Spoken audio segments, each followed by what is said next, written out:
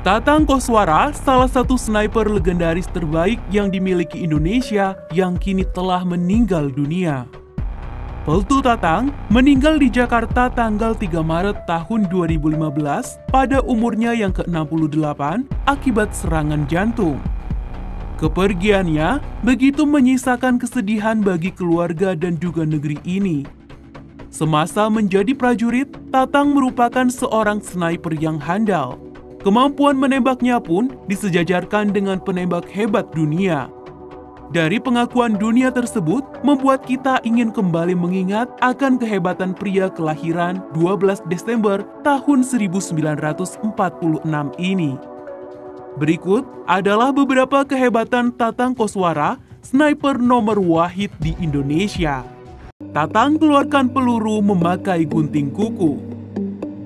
Sekitar tahun 1975, Tatang saat itu masih berpangkat sersan. Dia mendapatkan tugas bertempur di Timur Timur atau kini Republik Demokratik Timur Leste. Perintahnya adalah menghabisi komandan lawan. Sebagai penembak runduk, Tatang juga bertugas mengumpulkan informasi intelijen. Pada suatu ketika, dia pernah apes lantaran tertembak saat sedang mengintai musuh. Saya seorang diri mengintai posisi musuh pada pukul 10 malam. Saat itu, saya mengamati posisi musuh dengan teropong malam untuk memberikan informasi pada pasukan yang akan menyerang pada keesokan harinya. Kata Tatang seperti dikutip dari sebuah acara televisi swasta. Tatang lantas menyusup ke daerah lawan. Di sebuah lokasi, ia menemukan markas musuh. Dia mendekat dan berhenti pada jarak sekitar 300 meter. Saat itu, dia melihat ada seorang komandan sayap militer Partai Fretilin, Palintil, yang menjadi targetnya. Tidak perlu menunggu, Tatang langsung membidik, tetapi dia tidak langsung menembak. Saya sudah bidik dia dari malam, tapi sniper itu beda dengan pasukan biasa. Harus sabar, harus cermat, dan juga harus hati-hati, ujar Tatang. Pada pukul 5 waktu Indonesia Barat, dia melihat targetnya bergerak sedikit menjauh dari induk pasukan. Dia berpikir hal itu adalah kesempatan terbaik untuk menghabisi musuh. Tatang pun menarik picu senapan. Sebutir peluru melesak dan mengenai sasaran. Sang komandan pun roboh. Namun rupanya di lokasi ada sejumlah pasukan Fretilin yang melihat peristiwa itu. Mereka langsung mengarahkan senapan memberondong lokasi Tatang bersembunyi. Saat itulah Tatang tertembak. Saya tidak tertembak langsung. Peluru itu memantul mengenai kayu dan mengenai kaki saya. Awalnya tidak sakit, tapi terus mengeluarkan darah. Lanjut Tatang. Jika luka Tatang akibat tembakan terus mengeluarkan darah, maka akan meninggalkan jejak. Hal ini sangat beresiko bagi penembak runduk karena harus meloloskan diri dari lokasi tanpa bisa dilacak. Alhasil, dengan peralatan seadanya, Tatang melakukan operasi darurat dengan menggunakan gunting kuku.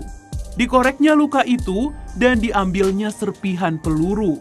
Semua dilakukan di tengah desingan peluru dan tanpa obat bius. Tembak burung terbang pun sniper Tatang Koswara tidak meleset. Kemampuan menembak TNI Purnawirawan Peltu Tatang Koswara memang tidak diragukan lagi. Semasa hidup, dia dedikasikan untuk menembak. Kisah hebat tentang almarhum diceritakan Yana, yaitu salah satu anggota keluarganya.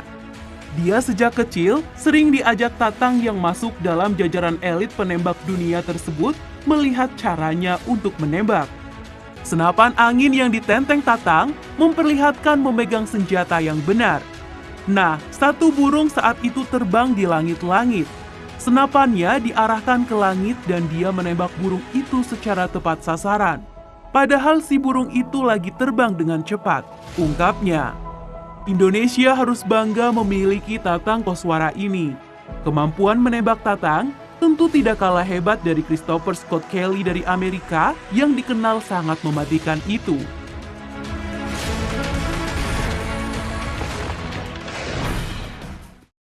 Sniper urutan 14 di antara penembak dunia. Tatang Koswara dicatat sebagai penembak runduk terbaik nomor 14 di dunia. Kemampuannya itu pernah dibuktikan saat operasi militer di Timur Timur. Prajurit dan perwira gerakan pengacau keamanan tewas tertembus peluru dari senjata miliknya, yaitu Winchester 70. Berkat kemampuannya itu, nama Tatang kemudian bertengger bersama sniper elit dari negara adidaya. Pernah tewaskan puluhan musuh. Almarhum Tatang Koswara menceritakan kisahnya saat bertugas dalam konflik di Timur Timur atau kini Republik Demokratik Timur Leste sekitar tahun 1975. Waktu itu, dia masih berpangkat sersan. Selepas menjalani pendidikan bersama pasukan khusus Angkatan Darat Amerika Serikat atau dikenal dengan nama Green Berets. Tatang ditugaskan di bawah satuan tugas khusus untuk memburu para pentolan Partai Fretilin dan sayap militernya yaitu Valintil. Sebagai penembak runduk, ia juga menjalankan tugas pengintaian dan mengumpulkan informasi untuk kebutuhan intelijen.